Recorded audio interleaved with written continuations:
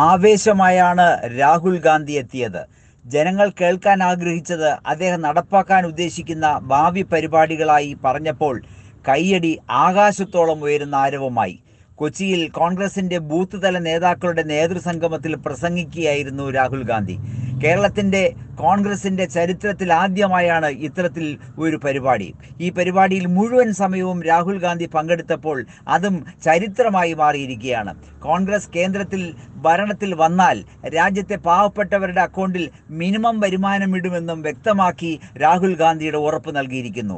അതുപോലെ എല്ലാവർക്കും മിനിമം വരുമാനം അത് തൊഴിലിലൂടെ നേടാനായില്ലെങ്കിൽ സർക്കാർ നൽകുമെന്നാണ് പറയുന്നത്. കൃത്യമായി ബാങ്ക് അക്കൗണ്ടിൽ പണം ഇടുമെന്നും പറയുന്നുണ്ട്.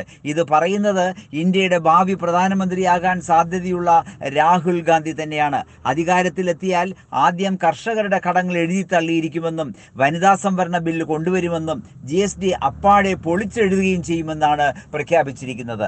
സാധാരണ ജനങ്ങൾക്ക് ആവശ്യമായ മാറ്റം വരെ വരുത്തുമെന്ന് അദ്ദേഹം ഇവിടെ പ്രഖ്യാപിച്ചിരിക്കുകയാണ്. സാധാരണക്കാരുടെ ആവശ്യങ്ങളെ GST നികുതിയിൽ നിന്നും കോൺഗ്രസ് ഒഴിവാക്കുമെന്നും രാജ്യത്തിൻ്റെ 3.5 ലക്ഷം കോടി രൂപ മോദി അദ്ദേഹത്തിൻ്റെ 15ഓളം സുഹൃത്തുക്കൾക്ക് സഹായമായി നൽകിയിരിക്കുകയാണെന്നും അദ്ദേഹം പ്രഖ്യാപിച്ചു.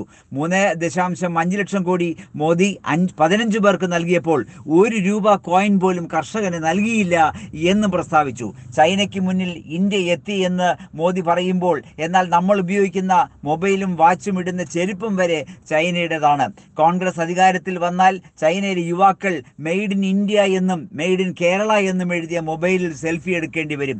ചൈനയിലേക്ക് ഇന്ത്യൻ സാധനങ്ങൾ നമ്മൾ ഒഴുക്കും. പ്രധാനമന്ത്രി നരേന്ദ്രമോദി ആഗ്രഹിക്കുന്നത് രാജ്യത്തെ രണ്ടാക്കണമെന്നാണ് പറഞ്ഞത്. കോൺഗ്രസ് അധ്യക്ഷൻ രാഹുൽ ഗാന്ധി പറഞ്ഞ ഈ കാര്യങ്ങൾ നമ്മളെല്ലാവരും ശ്രദ്ധിക്കേണ്ടിയിരിക്കുന്നു.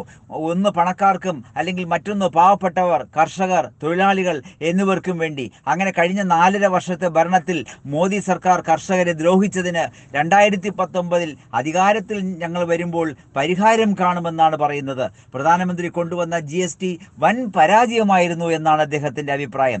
2019 കോൺഗ്രസ് അധികാരത്തിലെത്തിയാൽ ഈ ഗബ്ബർ സിംഗ് നികുതി സമ്പ്രദായം പൊളിച്ചെഴുതുമെന്നും ഇന്ത്യയുടെ ഭാവി പ്രധാനമന്ത്രി ജനങ്ങൾക്ക് ഉറപ്പ് നൽകിയിരിക്കുകയാണ്.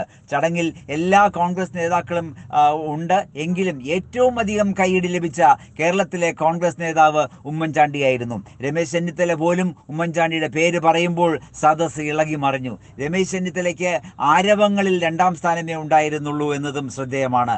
കൊച്ചിയിലെ കോൺഗ്രസ് നേതൃസംഗമ വേദിയിൽ നിന്നും ഡോക്ടർ വേലായുധൻ, കർമ്മ ന്യൂസ്, അസോസിയേറ്റഡ് എഡിറ്റർ.